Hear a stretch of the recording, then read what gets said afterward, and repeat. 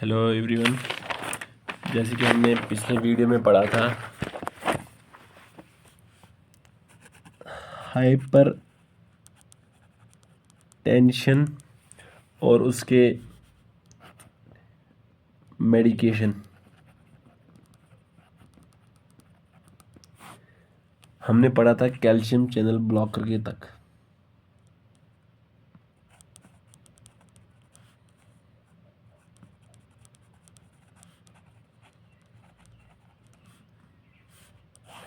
अब हम further discuss करेंगे इसमें और कौन सी कैटेगरीज आती हैं, मेडिकेशन एंड ऑल। एक तो हमने पढ़ा था ACE इनहिबिटर,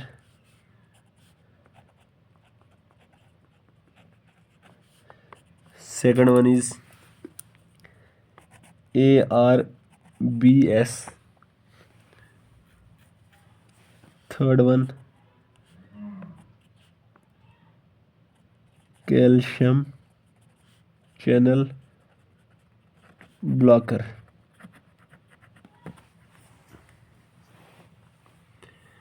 ये हमने पढ़ा था, डिस्कस किया था, और इनको हमने अच्छी तरह से डिस्कस किया था, इनके MOA सब।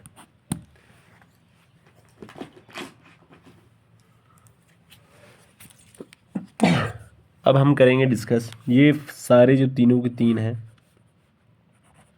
ये फर्स्ट लाइन ड्रग्स हैं।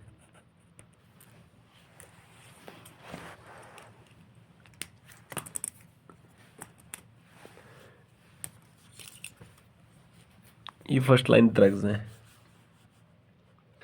अब हम डिस्कस करेंगे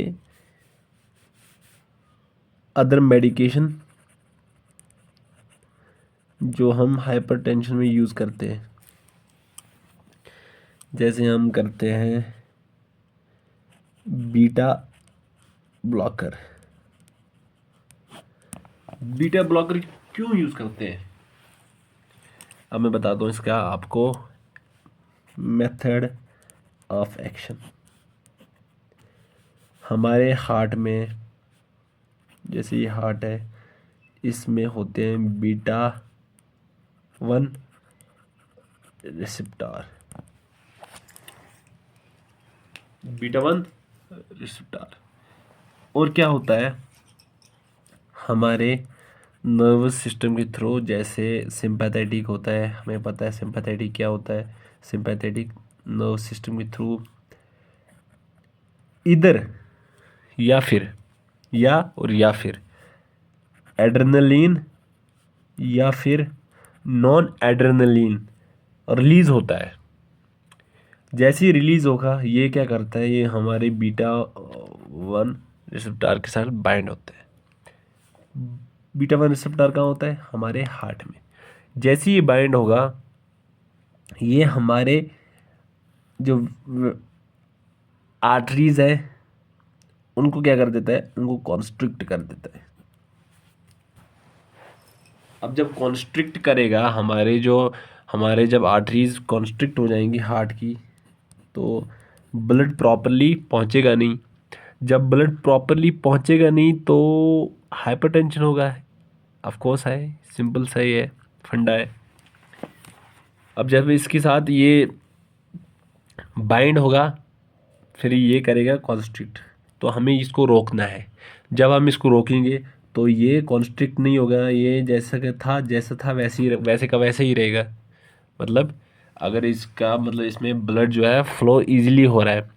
अब हम सिंपैथेटिक नर्व्स के थ्रू, जैसे एड्रेनलिन या इधर नॉन एड्रेनलिन रिलीज होगा, वो बाइंड होगा बीटा 1 रिसेप्टर के साथ। जैसे ही बीटा 1 रिसेप्टर के साथ बाइंड होगा और कॉज करेगा, कॉन्स्ट्रिक्ट करेगा हमारे आर्टरीज को, ठीक है। तो हमें इसको रोकना है, तो हम इसको देंगे बीटा ब्लॉकर। बीटा ब्लॉकर देंगे, ये काम खत्म हमारा, ये होगा। लेकिन जो बीटा बीटा बीटा ब्लॉकर्स है, ये होते हैं सेकंड लाइन। इनके साइड इफेक्ट भी हाई होते हैं, ये आपको याद रखना है। बीटा ब्लॉकर जो है, ये हमारे सेकंड लाइन की ड्रग्स है।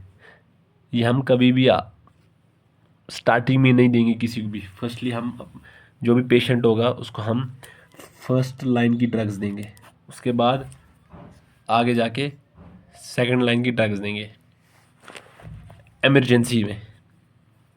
अब आगे इसमें मेडिकेशन क्या है, मेडिकेशन आपको बस सुफिक्स याद रखना है, दैट्स ऑल। ओलॉल, ओलॉल, ये आपको याद रखना है बस। आप कभी भी कोई भी मेडिसिन देखोगे अगर उसके पीछे ओलॉल लिखा हो, that is it is beta beta blocker. जैसे प्रोपेनोलॉल, मीटोप्रोपेनोलॉल, एटिनोलॉल, बहुत सारी मेडिसिन है ये सब। ये आगे बीटा ब्लॉकर, ये भी आएगा।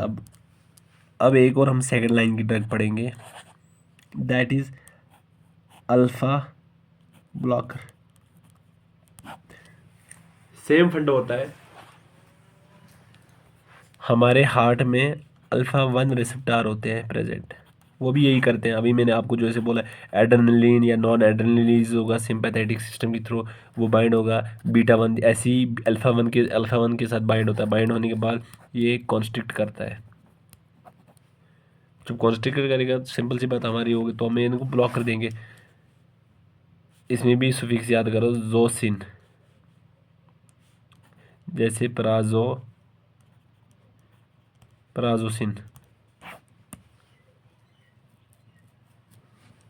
बहुत सारी मेडिकेशन है, ठीक है ये। अब एक और आता है जो बहुत ही इम्पोर्टेंट है, दैट इज डाईयूरेटिक्स। डाईयूरेटिक्स क्या काम करते हैं, ये होते हैं बेसिकली ऐसी मेडिकेशन जो हमारी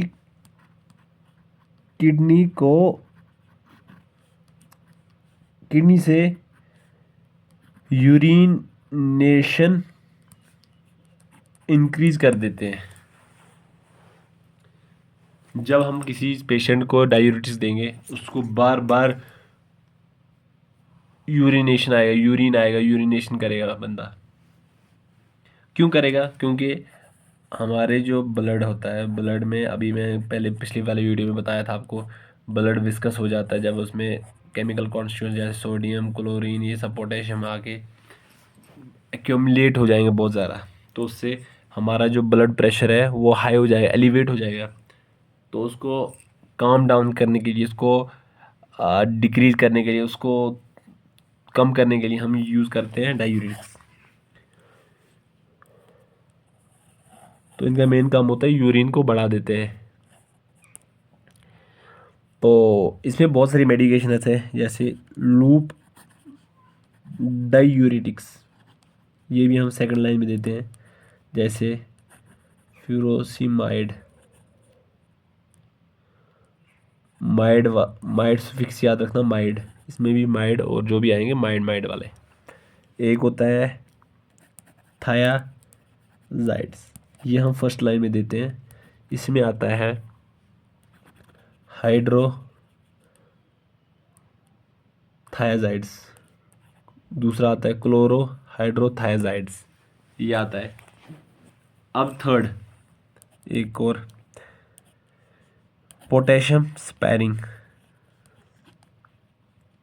पोटेशियम स्पैरिंग मतलब, अब हाँ सॉरी, जो लूप डायूरेटिक्स है और थायाजाइड्स है, लूप जो है बहुत ज़्यादा पोटेंट होता है एज़ कम्पेयर टू थायाजाइड्स का साइड इफेक्ट कम होता है लेकिन इसकी तरह पोटेंट नहीं होता लूप डायूरेटिक्स की तरह।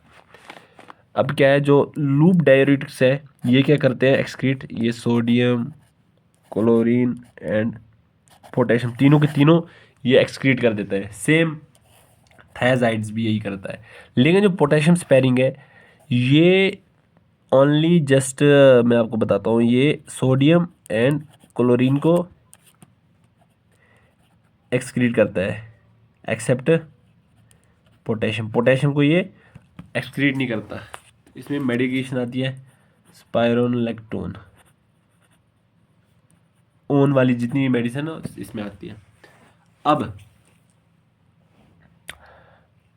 इसकी जो साइड इफ़ेक्ट है पोटेशियम स्पेयरिंग के, मेनली जैसे अब मैंने बोला आपको, अगर बॉडी में आपका जो पोटेशियम है, ये मेडिकेशन पोटेशियम को एक्सक्रीट नहीं कर पा रही, तो पोटेशियम का अगर एक्यूमुलेट ज़्यादा होगा तो वो क्या करेगा, हाइपर किलीमिया, इसमें ये मेन साइड इफ़ेक्ट है। और ये जो लूप डायरेटिक्स हैं, थायाजाइड्स हैं, इनका साइड इफ़ेक्ट क्या है, ये हाइपो, मतलब जब ये सोडियम क्लोरीन पोटेशियम को ही एक्सक्रीट कर दे तो उसमें बचाएगा क्या, मतलब बचेगा क्या ही, पोटेशियम ही ख़त्म गया, तो उसमें क्या हो जाएगा, हाइपोकैलेमिया का साइड इफ़ेक्ट हो जाएगा।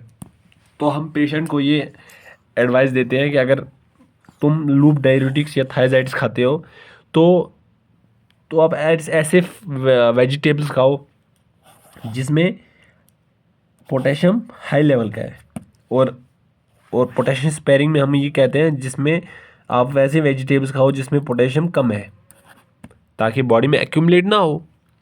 ये आगे इसका एक और आता है ऑस्मोटिक डायूरेटिक्स, इसमें आता है मैनिटॉल।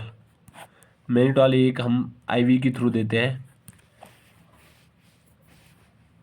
और एक और, सॉरी, हम जो प्रेगनेंसी में है, हम मेनली जो है जो मेडिकेशन देते हैं वो देते हैं methyldopa to treat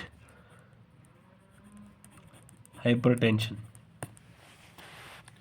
methyl dopa देते हैं हम जब कोई मतलब प्रेग्नेंट वुमेन को हम मिथाइल डोपा देते हैं टू ट्रीट हाइपरटेंशन।